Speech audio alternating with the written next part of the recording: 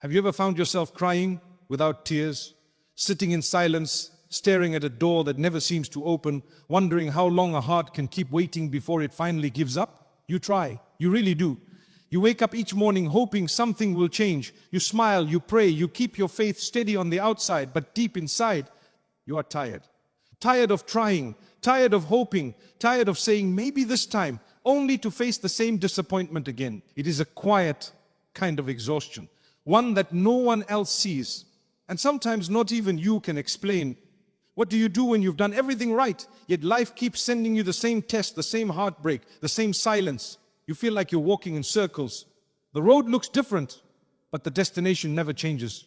You start strong, you trust, you pray with sincerity, you believe, but then it slips through your hands again. The job, the marriage, the healing, the peace. It was almost yours, so close. But once again the door closes gently and you are left standing on the other side, wondering if you were ever meant to enter. And in these moments, questions begin to form inside you. Hard questions. Am I not good enough? Is Allah angry with me? Why does everyone else seem to move forward while I stay stuck? These thoughts are heavy. Not because they're loud, but because they sit in your heart like weight you cannot lift. You carry them to bed. You carry them in prayer. You carry them in the way you respond when someone asks if you're okay. You smile, but your soul feels like it's slowly unraveling. But what if I told you something your heart needs to hear right now?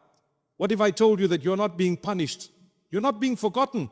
You're not invisible to the one who created you. What if this delay you hate so much is not a rejection, but a divine preparation? What if the same door that keeps closing is not meant to shut you out, but to bring you closer to something greater, something you cannot see yet?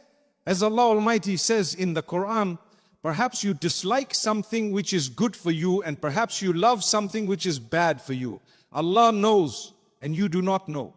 This verse was not revealed for someone else. It was revealed for all of us. For moments exactly like this, for times when your heart cannot understand the reason behind the delay, but your soul is still trying to trust anyway. Allah Almighty knows what you do not. He sees what you cannot, and He never writes a hardship without attaching to it a deep, lasting wisdom. The Prophet Muhammad, peace be upon him, said, whoever Allah intends good for, He puts them through trials. What a beautiful, almost unbelievable mercy, that the pain you are feeling right now may actually be a sign that Allah wants good for you. That this closed door might be saving you from a heartbreak you didn't see coming. That this long wait might be softening your heart for a gift you cannot yet carry, because Allah does not delay out of cruelty, He delays out of care. And sometimes He holds something back, not because you are unworthy, but because He's still shaping your soul into the kind of heart that can carry what is coming. He knows that if He gave it to you now, you might settle for less. You might misuse it. You might even forget Him. So in His wisdom, He keeps you waiting. Not to punish you, but to protect you. Yes, it hurts. Yes, it feels unfair at times. But trust this, even when your faith feels tired, every prayer you whispered was heard. Every tear that fell in private was seen. Every moment you resisted despair and chose to believe again, even when nothing changed, was written down. You have not been walking in circles. You have been walking through refinement, through growth, through silent preparation for something your heart cannot yet imagine. So before you give up, before you say it's never going to change, before you believe the lie that you are not enough, breathe, pause, remember who you are praying to, remember whose timing you are trusting. You're not walking alone, you are being led gently through a path only Allah can design. And if the same door keeps closing, then maybe that door was not built for you. Maybe something better is waiting just a few steps further. Maybe this is not your ending. Maybe this is the beginning of your becoming. Keep walking, keep trusting, keep praying. Because you are not being ignored, you are being prepared. There is a kind of pain that's hard to explain. It's not the pain of complete loss. It's not the pain of never trying. It's the pain of almost healed, almost chosen, almost accepted, almost free. And somehow that word almost hurts more than failure itself. Because you were right there, you had hope in your hands, you saw the door begin to open, you even took a step forward, and then, without warning, you sit quietly after. Not just confused, but wounded. You whisper to yourself, I thought this would be it. You stare at the ceiling and think, why does it keep slipping away right at the end? And no one really sees how much it breaks you, because from the outside you look fine. You're surviving, you're smiling. But inside you are tired of being close and still losing. You're tired of being patient and still being asked to wait. You're tired of hoping and still not receiving. And what makes it hard is that you've been doing everything right. You pray, you cry to Allah Almighty, you do your part, you try your best to stay grateful, but nothing seems to change. The blessing still doesn't come. The outcome still falls apart. And quietly you begin to wonder if you're the problem. Maybe you're not worthy. Maybe you're being punished. Maybe Allah doesn't want to answer you. These thoughts creep in, even if your heart knows better, because pain has a way of blurring your vision, of making you doubt the very faith you once held strong. But here is a truth you may have forgotten. Not every repeated struggle is a sign of rejection. Sometimes it is a sign of refinement, a sign that something greater is being prepared behind the scenes, a sign that your heart is being taught how to carry something far bigger than what you are praying for. You see, when you are close to something special, your test becomes harder, because Allah Almighty is not just testing your patience, He is shaping your strength, He is polishing your trust, He is building a foundation inside you so that when the blessing arrives, it does not break you, it grows you. As Allah Almighty says in the Quran, indeed with hardship comes ease. This verse is not just comfort, it is a promise.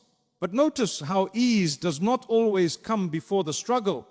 It comes with it, hidden inside it, wrapped in the very moments you are asking to be rescued from.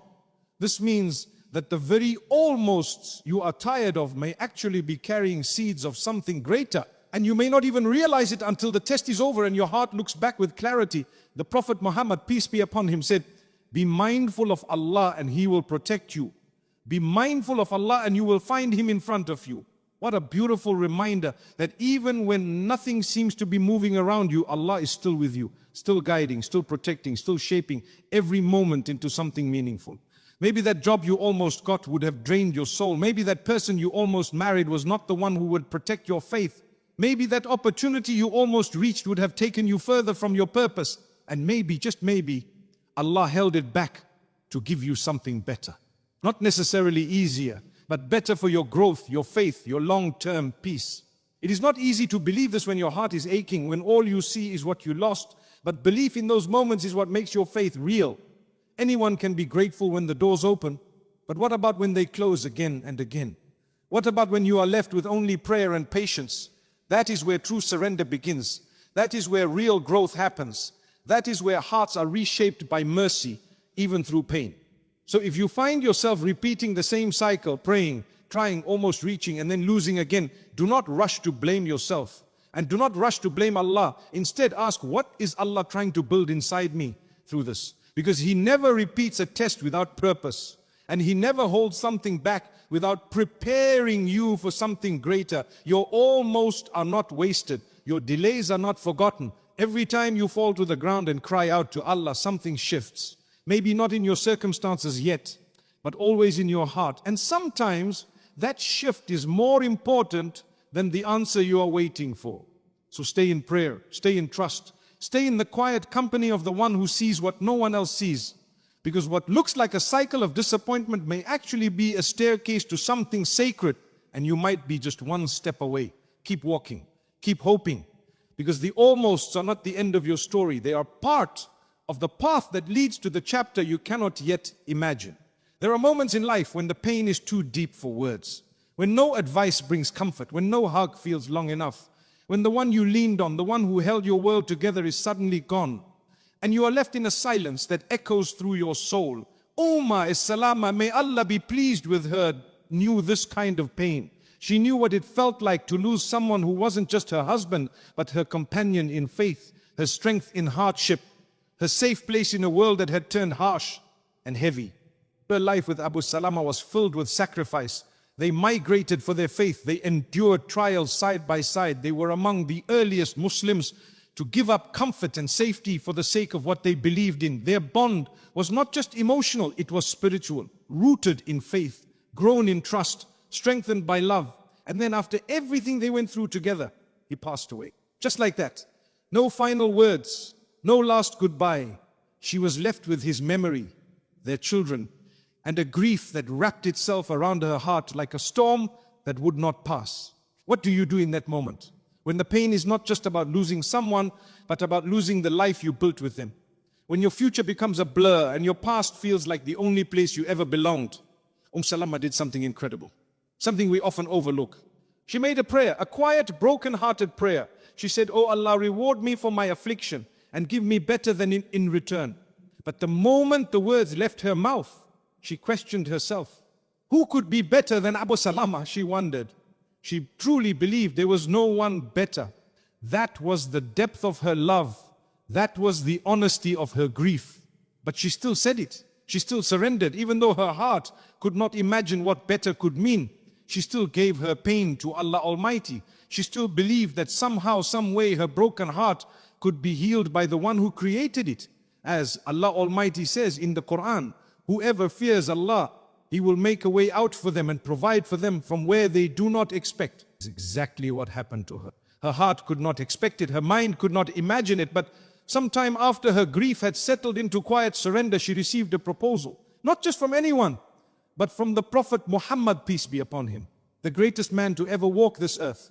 The one who was known for his mercy, his strength, his gentleness. The one whom Allah Almighty sent as a mercy to the world. That same man now asked for her hand in marriage. Imagine her heart in that moment. Not just healed, but honored. Not just restored, but elevated.